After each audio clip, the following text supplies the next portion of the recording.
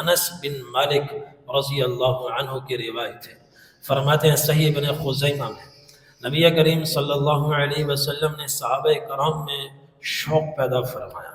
آپ نے فرمایا ماذا یستقبلکم وتستقبلون، جانتے ہو یہ کون آ رہا ہے جس کا تمہیں سامنا کرنا ہے اور وہ تمہارے سامنے آ رہا ہے، تم ان کے سامنے ہو رہے ہو، دونوں آمنے سامنے ہو جاؤ گے.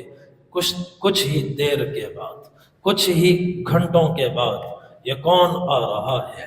حضرت عمر رضی اللہ عنہ گھبرا گئے. انہوں نے پوچھا اوحی نزل، یا رسول اللہ کیا کوئی وحی آ رہی ہے ہمارے سامنے، ہم اس کے سامنے، اللہ کا کوئی نیا حکم آ رہا ہے جس کا ہمیں سامنا کرنا ہے؟ آپ نے فرمایا لا، نہیں. پھر آپ نے دوبارہ پوچھا ماذا یستقبلکم وتستقبلون، یہ کون تمہارے استقبال کو آ رہا ہے اور تمہیں بھی اس کا استقبال کرنا ہے. چند ہی گھنٹوں کے بعد تم اور وہ دونوں آمنے سامنے ہو گئے.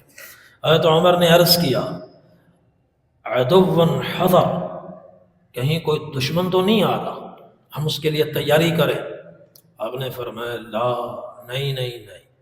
تیسری دفعہ فرمایا ماذا یستقبلکم وتستقبلون، یہ کون آ رہا ہے؟ تم اور وہ دونوں آمنے سامنے ہو گئے. عرض کیا یا رسول اللہ ہمیں نہیں خبر، آپ یہ ارشاد فرمائیں کون آ رہا ہے؟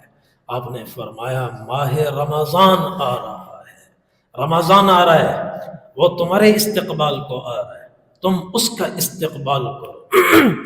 پھر آپ نے فرمایا میں جو اتنے دن سے اس کا شدت سے انتظار کر رہا ہوں، اس کی وجہ یہ ہے یہ اتنی عظمت والا مہینہ ہے.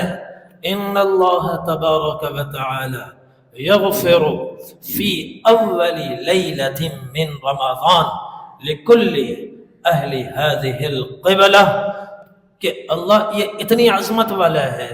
اللہ تبارک و تعالی پہلی شب رمضان المبارک کی پہلی شب اس پوری امت کو معاف فرما دیتے ہیں جو اس قبلے کی طرف رخ کر کے اللہ کی بندگی کرتا ہے، یعنی ایمان کے ساتھ. اس قبلے کا مطلب ایمان کے ساتھ.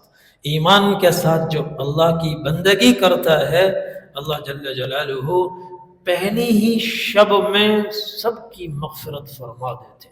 تو کتنی عظمت والا مہینہ ہوگا، کوئی چھوٹا مہینہ ہے کہ ہر کس نکس کو دیکھے بغیر یہ 50 سال کا گناہ گار ہے، یہ 60 سال کا ہے، یا 100 سال کا ہے، چھوٹے کیے ہیں یا بڑے کیے ہیں، نہیں، سب کو اللہ جل جلالہ معاف فرما دیتے ہیں.